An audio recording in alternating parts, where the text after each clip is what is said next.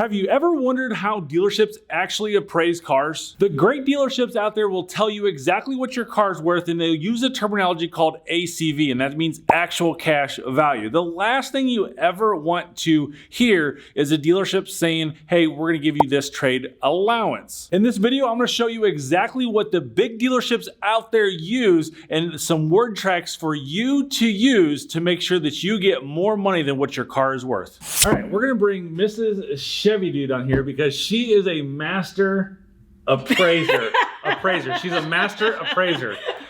We're going to show you two scenarios of vehicles being appraised, and most importantly, if you want to save thousands of dollars on your next car purchase, make sure you get into my Auto Car Buying 101 system. There's a link in the description, but autocarbuying101.com literally is going to save you thousands of dollars. All right, the first thing we're going to do is we're going to go find a random vehicle that you can get at auction right now. And one thing I want to show you is the adjusted MMR that you see right here. So the MMR is what the Manheim auction report is saying that this car is pretty much worth. Now, a lot of these cars, when you start looking at buy it nows and stuff like that, like this Lexus RC, the Manheim is $30,700, but the dealership has got a $36,000. So a lot of these are going over MMR. So we're going to use this Ford Escape with 34,000 miles. So the very first thing that we want to do is we want to come over to our appraisal tool, which is vAuto. And vAuto is pretty much exactly what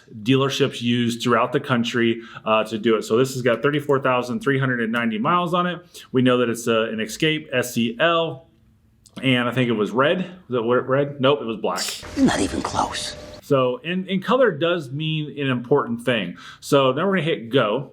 And the very first thing that we want to do is come down to the provision R book and make sure that this is done right. So now the thing that we wanna look for is that the more data we put in there, the less market we're gonna see. And you don't wanna do that. You actually wanna have a good market, depending on, we're going to talk about that here in a second. So you can see down here, we're at 150 miles. There's 423 vehicles available, but like this particular one based off of VIN, there's 51. Did I say that right?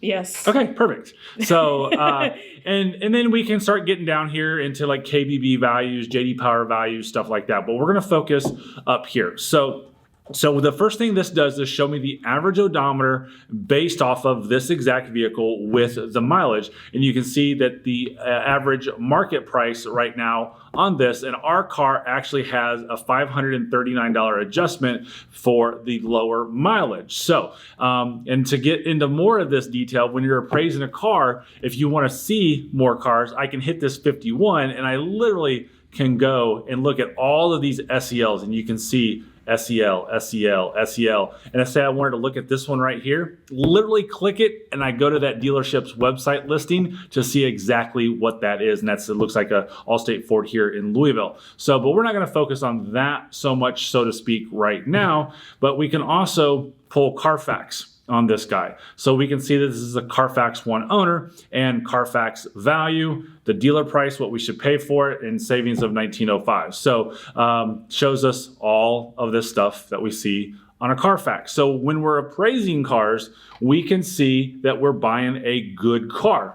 So what we want to talk about, and I'm going to have Mrs. Chevy do talk about this, is you can see this one up here says like mine 79, but remember we have 51 vehicles in this market profile. So Mrs. Chevy dude, what does like mine 79 mean? It means that there is 79 days worth of inventory, or it's going to take 79 days to sell off that inventory. And so that's 51 cars.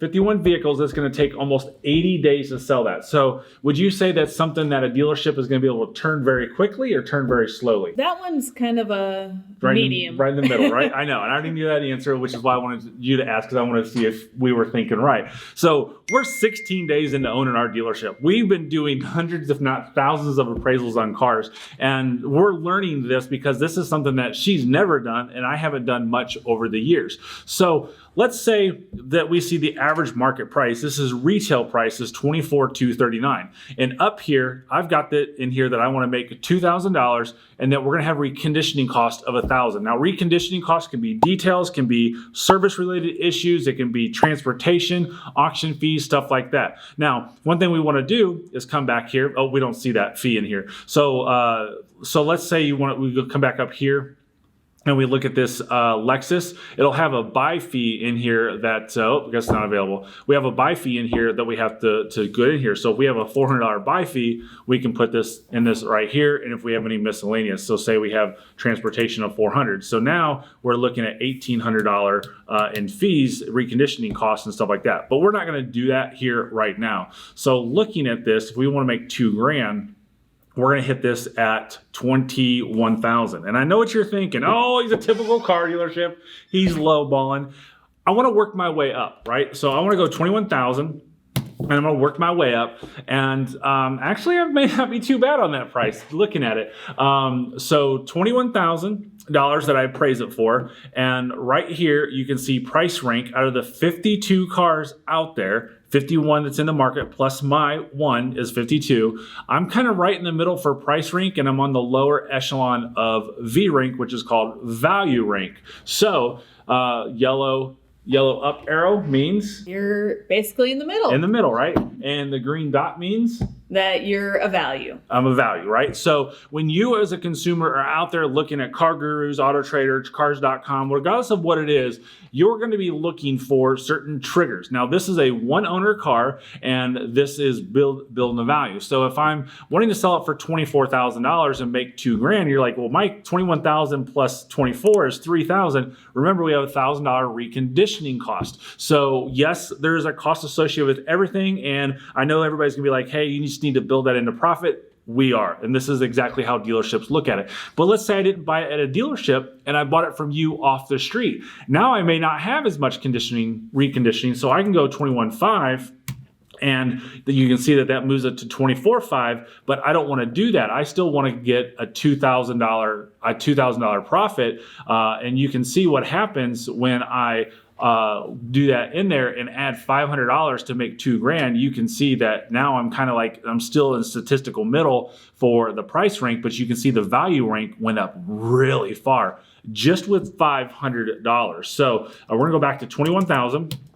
And you can see I dropped 10 ranks based off of that. So imagine when you're searching Google, right? You never hit page 2. Well, the same thing happens for cars when you're looking. A lot of times you don't hit page 2 or see more. So if we were to buy this vehicle right now, would we be comfortable at 21,000 knowing that the market is 24,239, or should we be higher or lower on that appraised value? Assuming we have only that $1,000 in reconditioning costs. And we're talking about transportation, buyer's fees, detail, service work, oil change, if we have to put tires on it, whatever the case may be. I would be comfortable right there. I think so too. So personally, because it at least. But say you are a strong negotiator, and I know that I can only get $24,300 out of this car. I'm going to lock this in, right? So that's what I'm doing here is I'm locking this in at $24,300. And you're like, Mike, I got to have 21.5, right? So now you can see that I'm going to make about $1,800 if I have that $1,000 reconditioning cost I have. And I'm using $1,000 because that's the national average across the board. Do some cars have a couple $100? Absolutely. Do some cars have $2,000?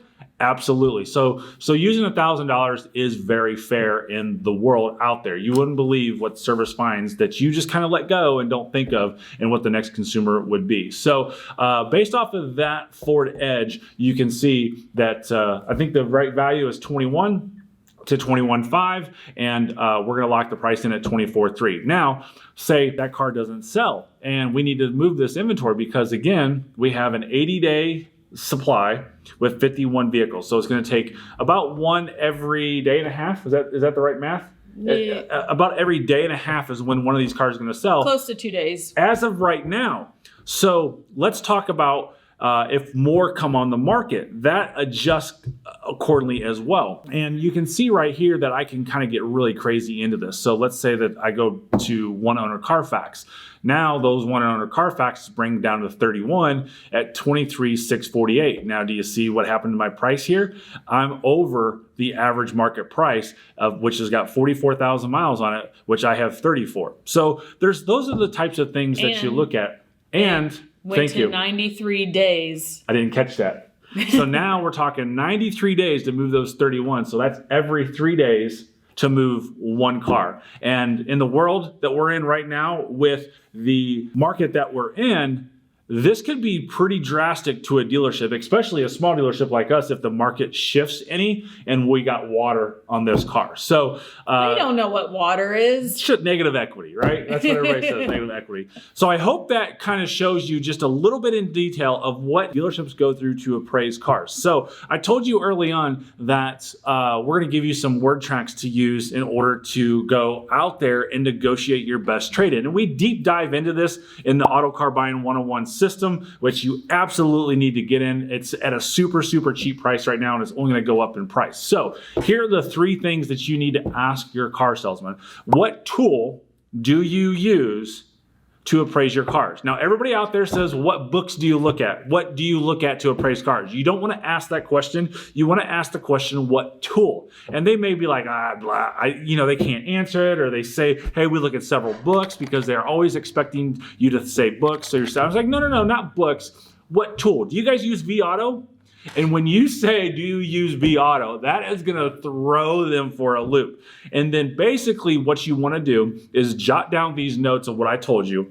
And you want to ask, what is the like-mind number? And the like-mind number means how many days of supply is for that car. And then the second thing you want to ask is, what is the market profile? How many vehicles are out there like that? And then you want to go into asking these next questions of what's the average odometer reading and what's the average market price. When you ask those questions out there, they know you are not messing around, and they know that you're on your game. And that's pretty much it that we can get into in this video. Again, Auto Car Buying 101 is where we deep dive into this and we go into more depth of what to do and to absolutely arm you with an arsenal of questions to make sure that you get more money on your trade-in.